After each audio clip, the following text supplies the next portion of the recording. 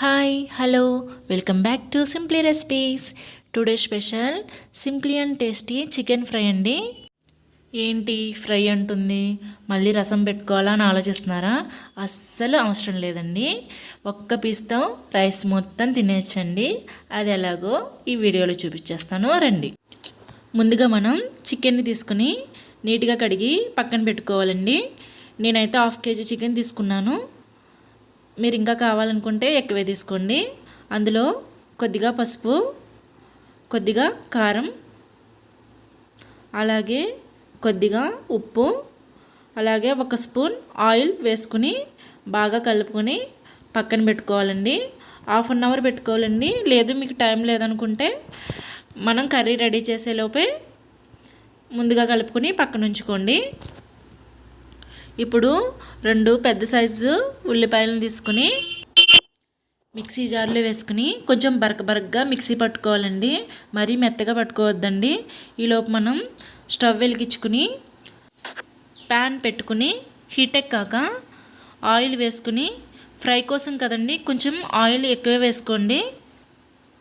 Oil heat ఎక్కాక ఒక బిర్యానీ ఆకు, కొద్దిగా షాజీరా, దాల్చిన చెక్క, 2 ఇలాచి, 3 లవంగాలు, కొద్దిగా అనాస పువ్వు వేసుకుని కొద్దిగా ఫ్రై చేసుకోవాలండి. ముందుగా గ్రైండ్ చేసి పెట్టుకున్న ఆనియన్ పేస్ట్ అనేది వేసుకోవాలండి. కొద్దిగా కలుపుకునండి. అందులో కొద్దిగా పసుపు, అలానే చిటికెడు ఉప్పు వేసుకోవాలండి. ఆల్రెడీ మనం ఉప్పు అనేది చికెన్లో వేసాం కాబట్టి చూసుకుని వేసుకోండి. ఈ పేస్ట్ అనేది తొందరగా ఫ్రై అవ్వడానికి నేను సాల్ట్ అనేది వేస్తున్నానండి. మీరు చూసుకుని వేసుకోండి. అలాగే 1 స్పూన్ అల్లం వెల్లుల్లి పేస్టు వేసుకోవాలండి. పచ్చివాసన పోయేంత వరకు, గోల్డెన్ కలర్ వచ్చేంత వరకు ఫ్రై చేసుకోవాలండి. గోల్డెన్ కలర్ వచ్చిన తర్వాత మనం ముందుగా మ్యాగ్నేట్ చేసి పెట్టుకున్న చికెన్ అనేది వేసేసుకోవాలండి. వేసుకుని బాగా కలుపుకోవాలండి. కలుపుకొని ఐ ఫ్లేమ్లో 5-10 నిమిషాలు వాటర్ సపరేట్ అయ్యేంత వరకు ఫ్రై చేసుకోవాలండి. ఐ ఫ్లేమ్లో కలుపుకుంటూ ఉండాలండి, లేదంటే అడుగు పడుతుంది. ఇది నాన్ స్టిక్ కాబట్టి అడుగు పట్టదండి. లేదు మీరు ఇనుప దాంట్లో చేస్తూ ఉంటే ఖచ్చితంగా అడుగు అనేది పడుతుందండి. చూసుకుని దగ్గరుండి కలుపుకుంటూ ఉండాలండి. ఇప్పుడు వాటర్ అనేది సపరేట్ అయింది కదండి.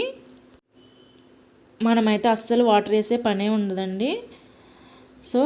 వాటర్ అట్లా సపరేట్ అయిన తర్వాత అందులో మనం కొద్దిగా కారం, అలానే కొద్దిగా ధనియాల పౌడర్ వేసుకుని వాటర్ అనేది లేకుండా ఇంకొక 10 నిమిషాలు ఫ్రై చేసుకోవాలండి. లాస్ట్లో కొద్దిగా కొత్తిమీర వేసుకుని ఇంకొక 2 మినిట్స్ ఉడికించుకుని స్టవ్ ఆఫ్ చేసుకుంటే సరిపోతుందండి. సింపుల్గా టేస్టీగా చికెన్ ఫ్రై రెడీ అండి. మీరు కూడా ఈ రెసిపీని ఒకసారి ట్రై చేయండి.